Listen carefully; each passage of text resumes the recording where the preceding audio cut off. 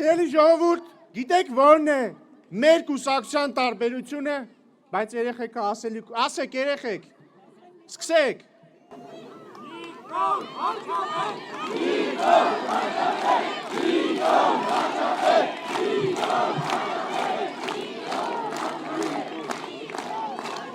Ընտրություններ 2026-ին քվեարկում ենք։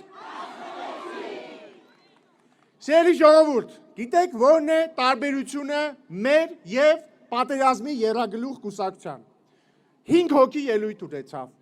Այս 5-ից մեկը եկավ ստեղ մեծ սկսեց ասել մեր առաջնորդը, մեր ուժեղ առաջնորդը, մեր իմաստուն առաջնորդը։ Ոչ։ Ինչի։ Միթե մենք առաջնորդ չունենք, կամ եթե ունենք նա ուժեղ եւ իմաստուն չի։ Ոչ։ Մենք ուղղակի կարիք չունենք դա ասելու, որովհետև ուժեղ առաջնորդը, երբ որ ուժեղ առաջնորդ է լինում, ինքը չի ստիպում իր թիմակիցներին գալ ու կենացներ խմել իր հասցեին։ Որովհետև մենք կուսակցություն ենք, ոչ թե օլիգարխի շուրջ հավաքված ֆանակում, որ գան ասեն հոպարը ուժեղ է։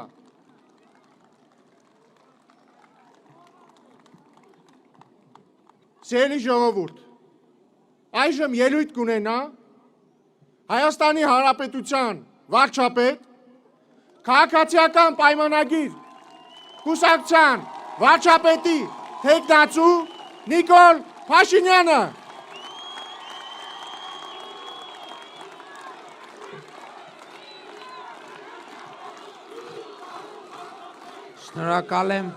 Շնորհակալ եմ Արագածոտնի մարզի սիրելի հայրենակիցներ, ողջունում եմ բոլորիդ եւ այսօր էլ իմ ելույթը ուզում եմ սկսել Սաղմոսով։ Սաղմոս համար 29 շնորհակալության աղոթք Սաղմոս Դավթի տաճարի նավակատիքի օրհնությունը։ Պանծացնում եմ քեզ Տեր, քանզի ընդունեցիր ինձ եւ չթողիր, որ թշնամիներս չարախնդան վրաս։ Տեր Աստված իմ, կանչեցի քեզ եւ բուժեցիր ինձ։ Տեր, հոգիս դժոխքից հանեցիր եւ փոսնիչնողների միջից փրկեցիր ինձ։ Սաղմոս երկեցեք Տիրոջը, ով նրա սրբեր, գոհություն մատուցեցեք նրա սուրբ հիշատակին։ Նրա բարկության մեջ ցասում կա, իսկ նրա կամեցողության մեջ կյանք։ Երեկոյան լացը կդադարի, իսկ առավոտյան ուրախություն կլինի։ Իմ բարկության մեջ ես ասացի, թե հավետ չեմ սասանվի։ Տեր, քո կամքով ուժ տվիր իմ վայելչությանը, բայց երբ երեսդ դարձրիր ինձնից, ես խռովահույս եղա։ Քեզ կանչեցի Տեր, աղաչեցի իմ Աստծուն, ինչ օգուտ ունես իմ արյունից,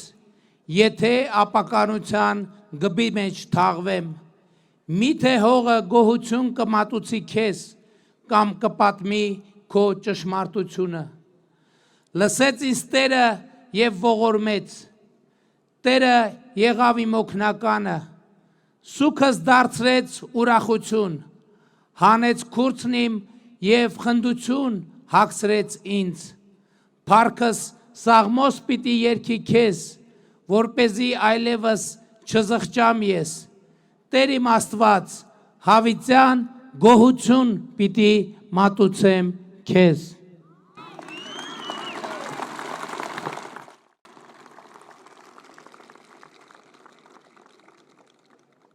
Մի ժամանակ ոմանք ձեզ հայտնի շրջանակներ փորձում էին հիմնավորել, թե Հայաստանի կառավարությունը եւ կառավարող մեծամասնությունը Հայաստանը տանում է ոչ հոգևոր, հակահոգևոր ուղղությամբ եւ հետեւաբար պետք է պայքարել հանուն հոգևոր Հայաստանի եւ նրանք իրենց ներկայացնում էին որպես հոգևոր Հայաստանի ջատագովներ։ Ես ուզում եմ այսօր ասել հստակ եւ աներբա, այսօր Հայաստանը լինելով աշխարհիկ պետություն, որտեղ յուրաքանչյուրը ունի կրոնի, հավատքի, համոզմունքի ազատություն։ Այդ թվում հոգևոր երկիր է, որովհետև հոգևոր ասելով նկատի ենք ունենում մի երկիր, որև միտպետություն, որ սիրում է իր քաղաքացիներին։ Մատթեոսի ավետարանի 11-րդ գլխի 4-րդ համարում ասվում է. Կույրերը տեսնում են, կաղերը քայլում են, բորոտները մաքրվում են, մեռյալները հարություն են առնում։ Ես վերջին օրերին Մատթեոսի ավետարանի այս կտորը անընդհատ հիշում եմ հիմնավորելու համար, որ Հայաստանի Հանրապետությունը ավելի ու ավելի դառնում է հոգևոր պետություն, որովհետև ահա այդ պետության հոգացության շնորհիվ այսօր հազարավոր մարդիկ տարբեր բժշկական կենտրոններում ստանում են ծառայություններ, որոնք այլ պայմաններում նրանց երբեք հասանելի եւ մատչելի չեն լինի, եւ սա է հոգևորը եւ ոչ թե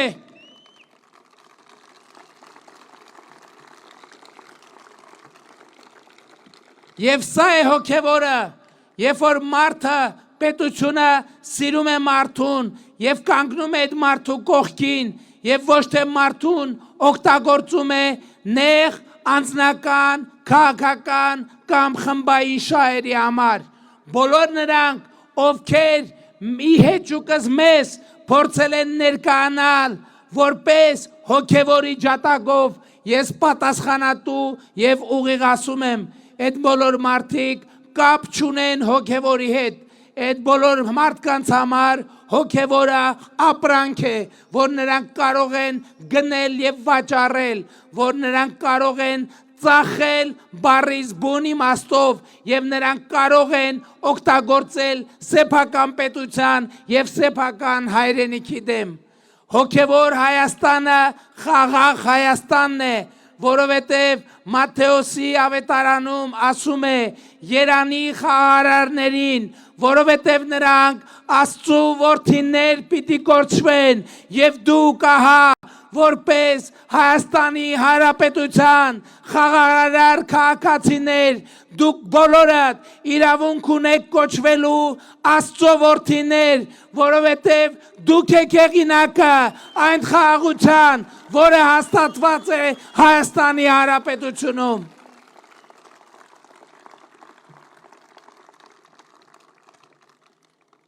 Եվ մենք պետք է շարունակենք այս ընթացքը։ Հոգևոր Հայաստանը այն է, որտեղ երեխաները ժամանակակից դպրոցներում կրթություն ստանալու հնարավորություն ունեն։ Այսօր Արագածոտնի մարզում 38 դպրոցների եւ 51 մանկապարտեզների շինարարության գործընթաց է ընթացքի մեջ 38 դպրոց եւ 51 մանկապարտեզ այդ է հոգևորը, երբ երեխաները փողոցներում չեն մնում։ Այդ դպրոցներից 8-ը եւ մանկապարտեզներից 12-ը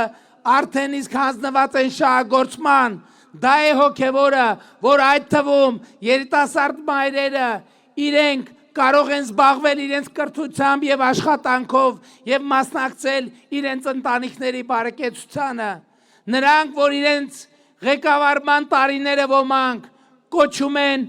իբր հոգևոր եւ հաղթանակի տարիներ, ահա այդ ժամանակներում մեր թոշակառուները նույնիսկ սնունդը իրենց համար նվազագույն սնունդ ձեռք բերելու հնարավորություն չունեին։ 2018 թվականին Հայաստանում նվազագույն թոշակը 16000 դրամ էր, որը մարդկանց չէր կարող բավականացնել նույնիսկ ցամաք հաց առնելու համար, եւ նրա ուզում են իրենց ներկայացնել որպես հոգևոր արժեքների ջատագովներ։ Նրանցից մի մասի նկարները փակցված են Մայրաթոր Սուրբ Էջմիածնում։ Եվ դա ամենամեծ սրբապղծությունն է, որովհետև մասնավորապես այն մարդիկ, ովքեր իրենց ներկայացնում են որպես բարեգործ ներառյալ բոլորիդ հայտնի կալուգացի օլիգարխը մանկապարտեզների վրա հոսանքի ավել փող գրելով, զորամասերի վրա հոսանքի ավել փող գրելով, պետական հիմնարկների վրա հոսանքի ավել փող գրելով, նրանք գողացել են մեզնից, նրանք գողացել են յուրաքանչյուրից եւ բոլորից, եւ Հայաստանի ժողովուրդը պետքա նրանց արժանի պատասխանը տա 2026 թվականի հունիսի 7-ին։ 2021 թվականի ընտրություններում մենք եկանք եւ ձեզ ասեցինք, որ ապագա կա։ Եվ այսօր էլի ու էլի անընդհատ պիտի կրկնեմ, որ ապագան եկել է ժողովուրդ, ապագան այսօր է եւ ապագան հիմա է։ Ապագան այսօր է, որովհետեւ հենց այսօր ապօրինի թալանված են գույքը ավելի ու ավելի մեծ տեմպերով, որի մասին ձեզ ժամանակին խոստումներ ենք տվել, այդ գույքը վերադառնում եւ դառնում է պետական սեփականություն։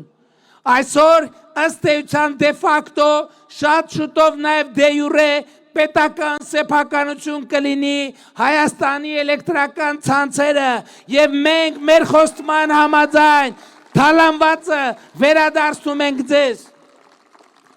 Այսօր բոլորից սեփականությունը որպես Հայաստանի Հանրապետության քաղաքացի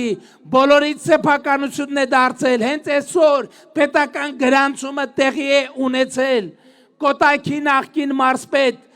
Ծառուկյանի Փեսակ Կարապետ Գուլոյանի դղյակը եւ առանձնատունը այն այլևս Կարապետ Գուլոյանին ու Գագիկ Ծառուկյանինը չէ, այն այլևս Հայաստանի Հանրապետությանն է։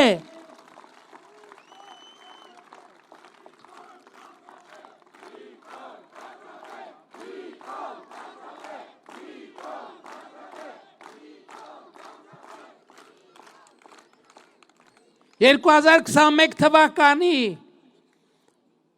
հունիսի 20-ն էր նախորդ ընտրությունները։ Ես դες խոստացա Հայաստանի ժողովրդին կապանում ելույթ ունենալից խոստացա, որ Զանգեզուրի պղնձամոլիբդենային կոմբինատում Հայաստանի Հանրապետության ժողովուրդը իդեմս պետության եւ կառավարության մասնաբաժին կունենա եւ դրանից ընդամենը 2 ամիս անց Հայաստանի կառավարությունը ստացավ այդ մասնաբաժինը եւ ես ուզում եմ ձեզ տեղեկացնել, որ 2018 թվականից մինչեւ 2025 թվականը Զանգեզուրի պղնձամոլիբդենային կոմբինատը 300 միլիարդ դրամով ավելի հարկ է վճարել եւ վճարում արել պետական բյուջե, քան նախորդող 8 տարիներին։ Իմացած եղեք, որ նախորդիվ այդ գումարները գնում էին այդ նույն մարդկանց, Ռոբերտ Քոչարյան կոչվածի, Սերժ Սարգսյան կոչվածի եւ մյուսների գրպանները։ Մենք կտրեցինք նրանց գրպանների պարունակությունը եւ ուղղեցինք պետական բյուջե 6.6 միլիարդ դրամ։ Դրանով է, որ բարձրանում են թոշակները, դրանով է, որ մեր թոշակառուները այսօր իրենց առողջությունը հոգալու հնարավորություն ունեն, դրանով է, որ կառուցվում են դպրոցներ, դրանով է, որ կառուցվում են մանկապարտեզներ եւ այս գործընթացը շարունակվելու է։ Էսա պատճառը, որ նրանց վնգունն է դուրս գալիս, որովհետև նրանք հասկանում են, որ մոտենում է իրենց վերջին ժամը, մոտենում է իրենց վերջին պահը։ Ես գիտեմ ժողովուրդ,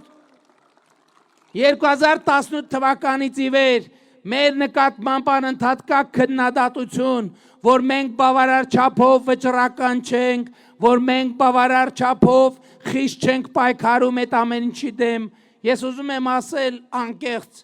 մեր վճռականությունը երբեք ոչ մի վարքյան չի սասանվել, բայց դուք պետք է հաշվի առնեք մի բան, 2018 թվականի մայիսի 8-ին ես ընտրվել եմ վարչապետ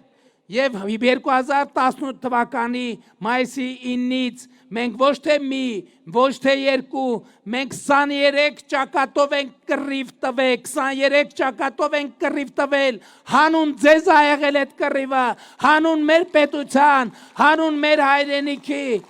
Այսօր մենք ասում ենք պատերազմի երրագլուխ կուսակցություն կամ երրագլուխ մաֆիա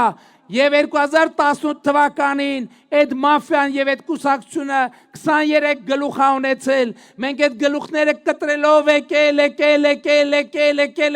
տակը մնացել են վերջին 3 գլուխները եւ 2026 թվականի հունիսի 7-ին մենք պիտի հատենք այդ գլուխները եւ փակենք քրյա օլիգարխիկ կլանների Քոչարյան, Սարգսյան, Պրոբելարուս, Կալուգացի եւ մյուսների էջը եւ Հայաստանում պետք է հաստատենք վերջնական եւ անշրջելի արդարություն։ Ես համաձայն եմ մարդիկ ասում են, որ մենք դեռ չունենք այն արդարությունը, որ պիտի ունենայինք։ Ես լիովին համաձայն եմ։ Այո, եւ մենք պետք է ինչու չունենք։ Այդ թվում նույն պատճառով ժողովուրդ մենք պայքարել ենք ամեն օր, ամեն Աստծո օր մենք պայքարել ենք մաֆիայի դեմ եւ մաֆիան այսօր ծնկի է բերված եւ մեզ մնացել է վերջին քայլը, որպեսզի մաֆիան քոչարյանասերժական, կալուգա բելարուսական մաֆիան Հայաստանում վերջնականորեն եւ աներկբա ոչնչացնենք եւ արտբատախիլ անենք։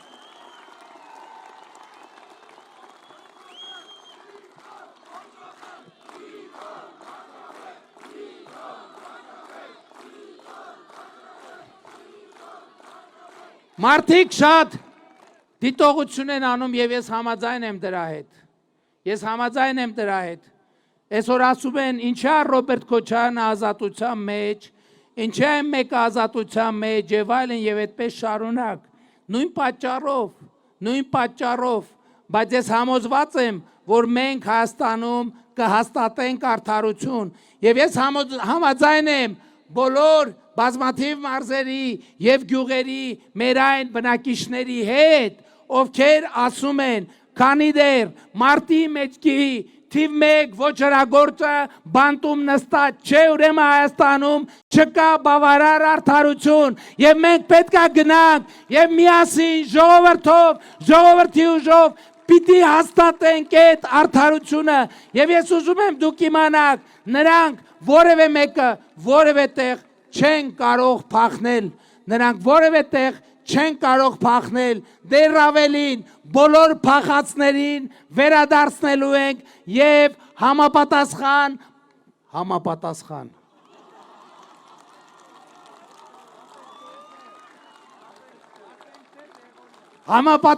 ասենք թե հասկացաք ինչ նկատի ունեմ։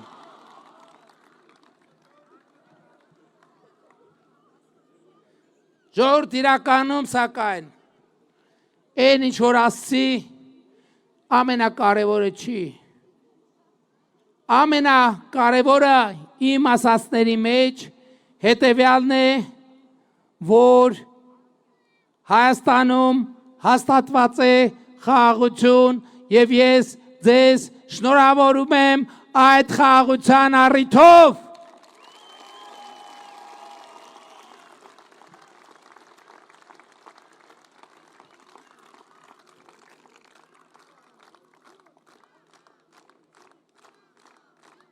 Խաղաղություն բայց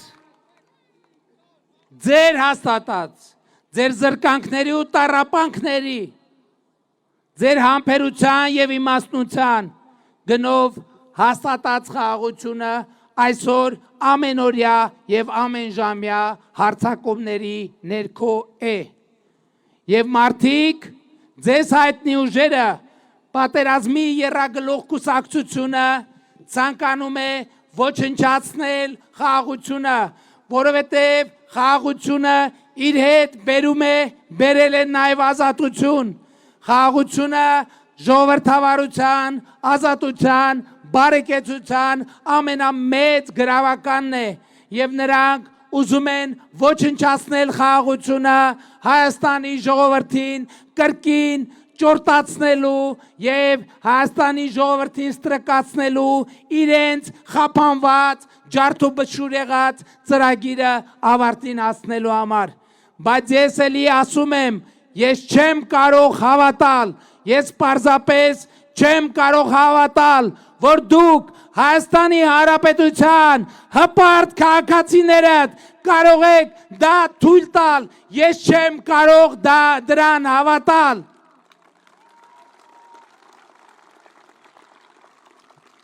Եվ հետևաբար անհրաժեշտ է 2026 թվականի հունիսի 7-ին գնալ ընտրական տեղամասեր եւ տեր կանգնել խաղաղությանը, անհրաժեշտ է տեր կանգնել պետությանը, անհրաժեշտ է տեր կանգնել ազատությանը, անհրաժեշտ է տեր կանգնել ապագային, անհրաժեշտ է տեր կանգնել անկախությանը։ Սա չափազանց կարևոր առաքելություն է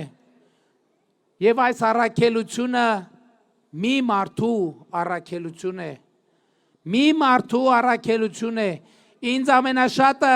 վախեցնում եւ մեզ ամենաշատը մտահոգում է այն, որ գիտեք այսօր երկրում ակնհայտ է թե ինչ քաղաքական process է, արդեն որևէ մեկը ոնց որ թե չի էլ կասկածում, որի հեճուկս այդ բաժանվող փողերի, որ այդ կապված ձերբակալությունները սկսել են եւ կշարունակվեն, հարցը դա չի, որ որևէ մեկը չի կասկածում, որ հունիսի 7-ին, հունիսի 8-ին արձանագրվելու է ժողովրդի հաղթանակը, ոնց որ թե որևէ մեկը չի կասկածում, լսել եք դուք կասկածներ ինչ որ։ Բայց սա ամենաշատն է ինձ մտահոգում, որովհետև արխային ընկնելը, ինչպես ասում են, այսօր ամենամեծ վտանգն է, որ կարող է մեզ սպառնալ։ Այսօր ամենամեծ վտանգն է նա, երբ որ մենք տեսնենք, որ մեր հարևանն է որոշել տեր կանգնել խաղաղությանը, մեր բարեկամն է տեր կանգնել խաղաղությանը, մեր ծանոթն է որոշել տեր կանգնել խաղաղությանը, մեր դասարանցին է որոշել տեր կանգնել խաղաղությանը եւ ասենք դե նա մեկա բոլորը անում են, տեր են կանգնում, իմ մասնակցությունը այդքան էլ էական չի, բայց ես ուզում եմ ասել, որ այս պատմական հանգրվանը մեկի առաքելություն է, մեկի առաքելություն է եւ մեզնից որևէ մեկը իրավունք չունի լուծվել եւ տարալուծվել բոլորի մեջ, որովհետեւ այս խնդիրը մի մարդու խնդիր է, ընդամենը մի մարդու խնդիր, մի մարդ կա Հայաստանի Հանրապետությունում, որ պետության, երկրի, ապագայի, խաղաղության եւ անկախության հարցը պետք է լուծի, եւ ով է այդ մարդը։ Ընդամենը ձեր բարձած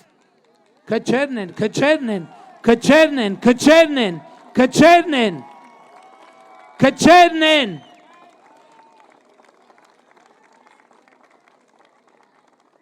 Եվ ես հասկացա, որ մենք արձանագրել ենք մեր առաքելությունը, ձեզնից յուրաքանչյուրը, եւ սա արդեն այն մեծագույն պատմական եւ սոցիալ հոգեբանական փոփոխությունն է, որ մեզանում տեղի է ունեցել։ Որևէ մեկը այս հրապարակում չի մտածում, թե կա որևէ պատասխանատվություն, կա որևէ անելիք, որ պետք է անի ուրիշը։ Ձեզնից յուրաքանչյուրը որպես Հայաստանի Հանրապետության հպարտ քաղաքացի 2026 թվականի հունիսի 7-ին գնալու է եւ տեր է կանգնելու խաղաղությանը եւ այս հրապարակում վեր պարզված, բարձացված ձեռքերը դրա ամենավար բարձացրեք ձեր ձեռքերը, խնդրում եմ, բարձացրեք ձեր ձեռքերը եւ ուրեմն ընտրություններ 2026-ին քվեարկում ենք, ընտրություններ 2026-ին քվեարկում ենք, ընտրություններ 2026-ին քվեարկում ենք, Բայց շատ կարևոր է հասկանալ եւ արձանագրել, թե ինչու են քվեարկում 16-ին, որովհետեւ դա ինքնանպատակ չի։ Դուք այդպիսով, մենք այդպիսով պետք է արձանագրենք, որ տեր ենք պետությանը, որ տեր ենք անկախությանը, որ տեր ենք ապագային, որ տեր ենք խաղաղությանը։ Եվ ուրեմն ընտրություններ 2026-ին քվեարկում ենք, ընտրություններ 2026-ին քվեարկում ենք, ընտրություններ 2026-ին քվեարկում ենք, որովհետև պետությանը, անկախությանը, ապագային, խաղաղությանը, աշտարակին, Թալինին, Ալագյազին, Շամիրամին, Արևուտին, Ծաղկահովիտին, Ապարանին, Արագածոտնի մարզին, Երևան մայրաքաղաքին, Հայաստանի Հանրապետությանը, Փառք նահատակներին եւ կեցցե Հայաստանի Հանրապետությունը, Փառք նահատակներին եւ կեցցե Հայաստանի Հանրապետությունը, Փառք նահատակներին եւ կեցցե Հայաստանի Հանրապետությունը, սիրում եմ բոլորիդ, հպարտանում եմ բոլորովդ եւ խոնարհվում եմ բոլորիդ առաջ։